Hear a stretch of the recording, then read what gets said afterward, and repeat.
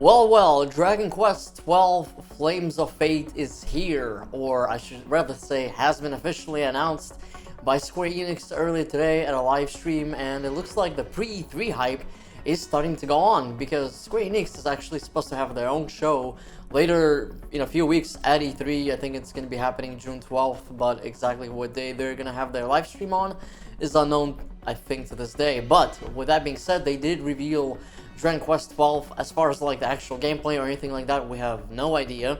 There's no video of it other than just a teaser with a splash logo and all that good stuff. And it seems that the game is going to be a lot more darker and more mature themed than previous games. Despite the previous games having some dark elements to the story and things of that nature, Dragon Quest was always a little bit more lighthearted in terms of art style. In here, you can clearly see that it's a lot darker and a lot less colorful than the previous titles were, and they're thinking of moving in just more of an adult direction, and that's what they officially said. So you guys can see the full announcement and, the article and whatnot in the description down below. But yeah, that's what's going on. What do I think about this? Well, I've never personally played any of the Dragon Quest games, so I probably would not be the best expert to talk about this, but I will give you my honest opinion regardless, because that's just what I do. I think this is cool. I'm excited for the fans of the series, and actually, I'm probably gonna end up playing Dragon Quest at some point. I've played the Muso games, Dragon Quest Heroes and whatnot. That was the only Dragon Quest game I ever played. And I played a little bit of Builders, which I thought was pretty fun, kind of like a different take on Minecraft in the Dragon Quest universe and whatnot. So, yeah, I mean, I like the universe. I think it's pretty cool. I will eventually play the RPG games. I want to play 11. I know 11 is on Game Pass, I believe. So there's no excuse for me to not play it, considering it's kind of free, Yeah, what do you guys think about this? What really matters is what you think. You guys are the fans. Let us know in the comments down below, and to see what you have to say. Really excited either way, It's always nice to see games being announced and stuff like this, but I think the most exciting part about this for me personally of this announcement is that this game is confirmed to be using Unreal Engine 5. And speaking of Unreal Engine 5, we're gonna talk about the next piece of news. It's a pretty big day for gaming. Dragon Quest is using Unreal Engine 5, and yesterday we got the official announcement that Unreal Engine 5 is entering early access for developers, with a full release, I believe, more to the public or whatnot. Obviously, if you're not, licensing any products or actually making any money out of them for your, personal projects and whatnot, we'll be releasing early 2022. So, yeah, what does all this mean, really? Well, it means that we're moving on to next generation stuff, next generation technology, and, they released another video of this character that was from the previous Unreal Engine 5 demo back in, I think, May of last year, before the PS5 happened and all that good stuff, where we finally saw what next generation can actually look like. And, Unreal Engine is the most utilized and widely used engine in the world for video games. It's just so many developers to use them, such as, Rare with Sea of Thieves, Hellblade 2 is using Unreal Engine 5, and now Dragon Quest XII is using Unreal Engine 5. I'm not sure what Forza Horizon is going to be using. I think they're using their, usual Forza tech and whatnot. We know that Fable is using Forza tech. I think I've read somewhere that Fortnite is going to be moving over to Unreal Engine 5 as well. So we can, imagine that Gears of War 6 will be using Unreal Engine 5. Coalition has been officially transitioning to Unreal Engine 5. That's a known fact. They've talked about that a few weeks ago. So yeah, and here in the background you guys can see the robot and the girl, doing some combat and whatnot, and it just looks absolutely insane. There's a lot of details in here about Unreal Engine 5 and what it can do and how it's being utilized and how easy it is now to make games, and what kind of functions they give you as opposed to Unreal Engine 4 and whatnot. For all of that good stuff, I suggest you check out the article in the description down below, simply because there's just too much detail to go over it. We're gonna be sitting here all day, and I'm here to give you quick news.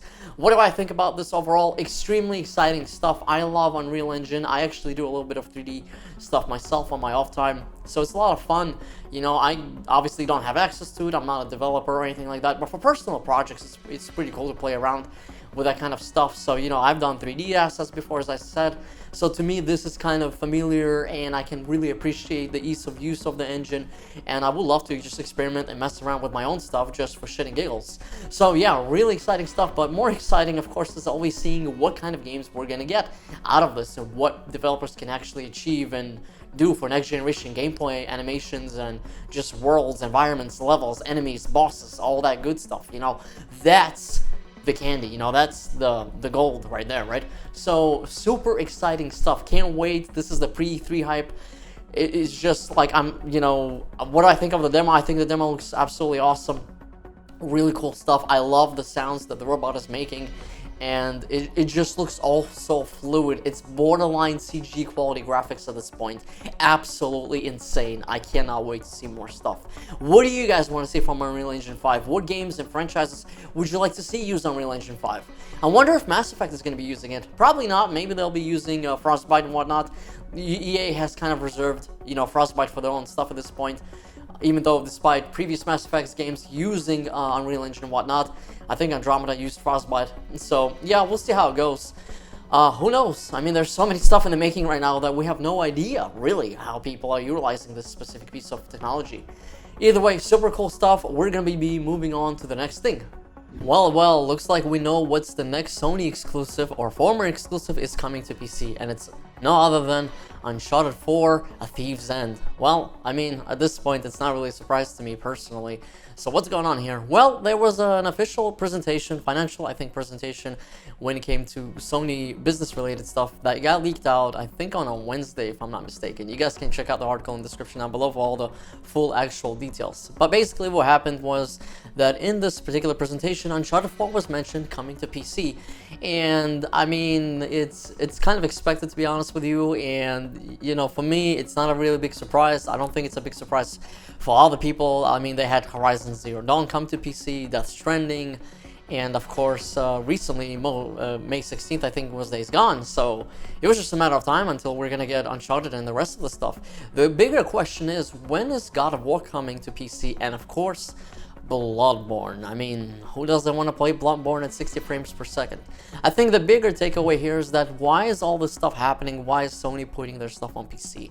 Well, in my opinion, and my personal experience of being in this industry for the last 7 years, is the simple fact that people and companies, or companies I should say, you know, an entity is a company basically, and what do companies like? They like money. Or actually, I'm sorry, they don't like money, they love money. And with how expensive game budgets are these days, and it's, you know, in the hundreds of millions, it's, you know, absolutely absurd. That's why microtransactions exist, and PC is another avenue for people to, you know, for companies to make money, and then take that money, reinvest it, make profit, and of course invest more in the business and whatnot to make bigger projects, newer projects, new IPs, sequels, and things like that. I mean, that's just the nature of this business. It's a cycle. So you know, selling games specifically on a specific system, while that is nice in a way and is a way to motivate people to buy a specific system, the reality is that this industry is changing, and it just gets down to, hey man, we need more cash. We can't survive on this. This is not going to be enough. You know, selling a game on a specific system, and a system especially that's either not available at the moment or has a shortage problem, and you know, all this and whatnot. That's another issue, right? So that's just what it is, and I think the only person or any company that can get away with that maybe is Nintendo for obvious reasons, but this is not Nintendo versus Microsoft or Sony topic. This is just more of a topic on why are these things happening now, and that's the reason really is just cash, man. It's just another easy way to make money, and it's more exposure, easier marketing. There's more people on PC, you know, than just the PS5, than just the PS4, than just the Xbox Ones and Series X's. So why not reach out to a wider audience, you know? And I know a lot of people are gonna be a bitch and say, oh, I bought my console and now it's useless, you know? It's like, dude, the technology has changed so much, man. It doesn't really matter anymore, and a lot of these consoles are basically just more like high-end PCs at a lower price. And you know, I'm not gonna get into PC versus console debate here, but you guys get the idea that I'm talking about. So it's a no-brainer, and that's just what's happening, and that's the reality of it, and you can either accept it or you can't. That's just facts. So that's what's going on, and thank you guys so much for watching this, and I appreciate it. Let us know what you guys think about this in the comments down below, and as always, I will be seeing you soon, and peace out and have a good one. Don't forget to like and subscribe and turn on those notifications. Peace.